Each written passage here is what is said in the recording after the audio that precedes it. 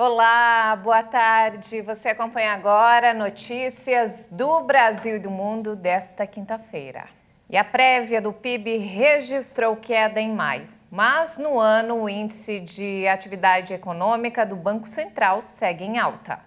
A atividade econômica do país registrou queda de 0,11% em maio, na comparação com o mês anterior, de acordo com o índice de atividade econômica do Banco Central.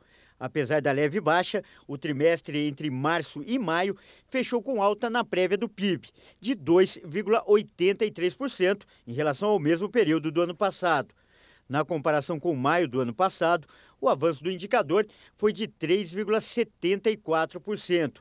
E em 12 meses, de 2,66%. Já no ano, o indicador apontou alta de 2,08%. O índice é visto como uma espécie de prévia do Produto Interno Bruto, o PIB. Os dados foram coletados a partir de uma base de indicadores que é similar ao do indicador oficial e mede as riquezas produzidas no Brasil. Segundo os dados oficiais do IBGE, em 2021, a economia brasileira cresceu 4,6%, com movimentação de 8 trilhões e 700 bilhões de reais. E o governo federal aumentou a previsão de crescimento do Produto Interno Bruto neste ano de 1,5% para 2%.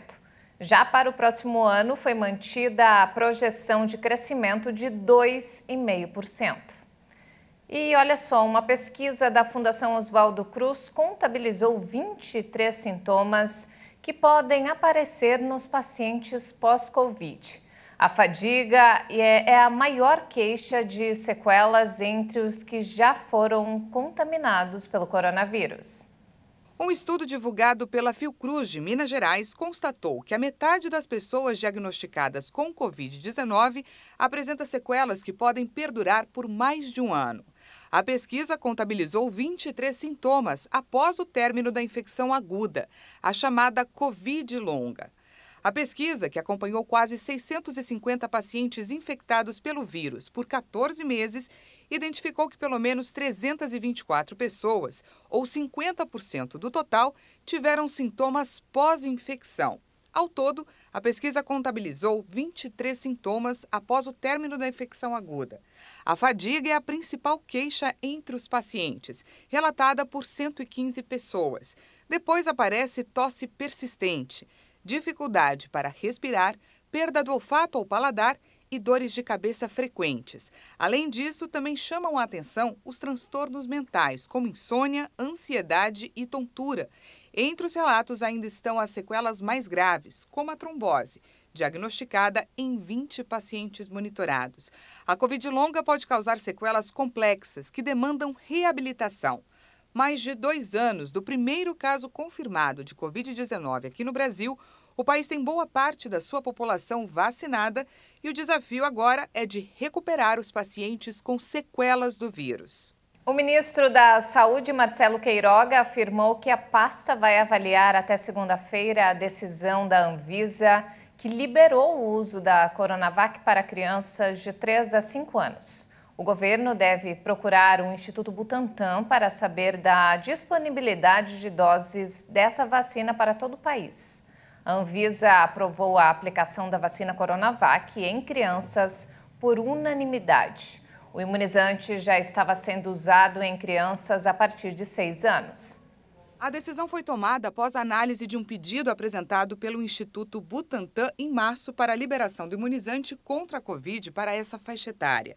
A Coronavac está autorizada para uso emergencial no Brasil desde o dia 17 de janeiro de 2021, mas foi somente em janeiro de 2022 que a agência regulatória autorizou a ampliação do uso da vacina para crianças e adolescentes entre 6 e 17 anos de idade. 5 diretores da Anvisa, que votaram com a relatora Meiruzi Freitas, autorizando o uso em crianças de 3 a 5 anos de idade, aprovaram a aplicação também para o grupo de imunossuprimidos, crianças que têm baixa imunidade.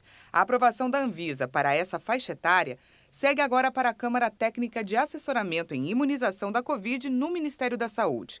A aprovação depende dessa análise técnica do governo federal para que a imunização desse público seja de fato iniciada. 10 milhões de doses vão ser necessárias para incluir essa população de 3 a 5 anos. O esquema vacinal para crianças a partir dos 3 anos de idade é o mesmo recomendado para os adultos.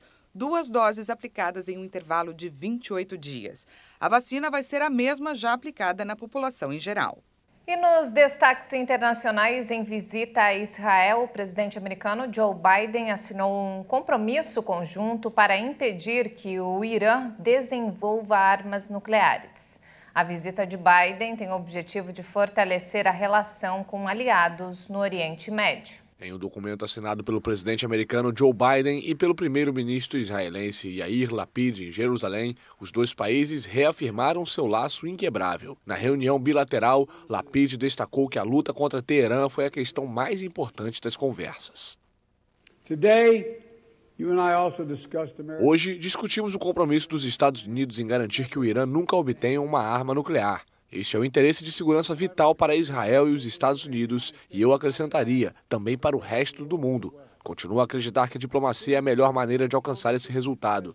Continuaremos a trabalhar com Israel para combater outras ameaças do Irã em toda a região, incluindo o apoio contra o terrorismo e ao programa de mísseis balísticos e a proliferação de armas para terroristas e representantes como o Hezbollah.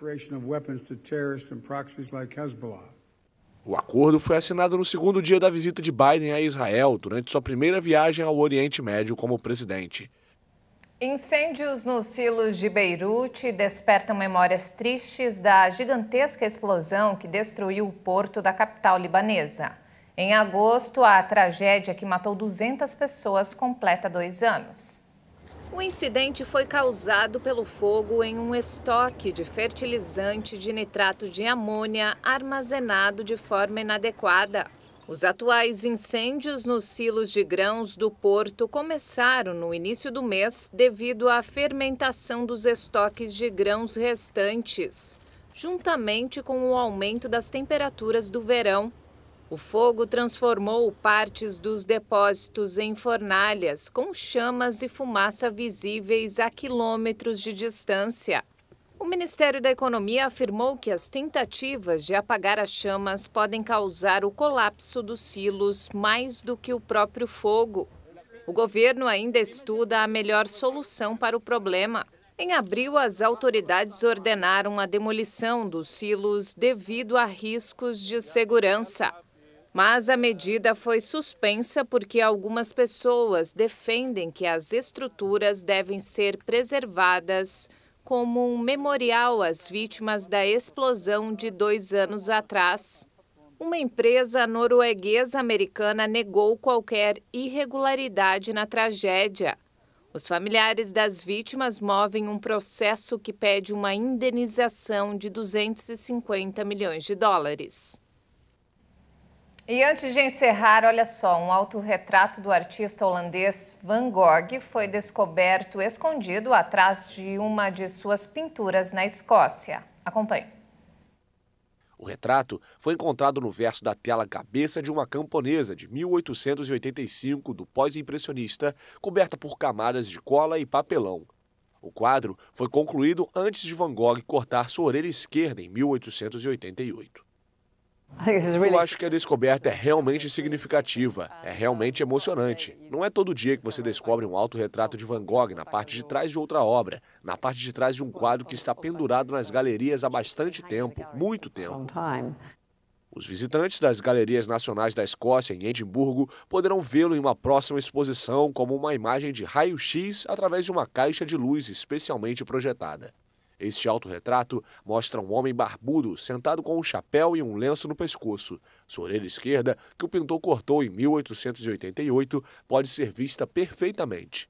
Van Gogh é conhecido por ter reutilizado telas para economizar dinheiro. Os curadores agora precisam estudar como remover a cola para separar as duas pinturas sem danificá-las. E essa edição fica por aqui. Mais informações ao longo da nossa programação. Obrigada pela companhia.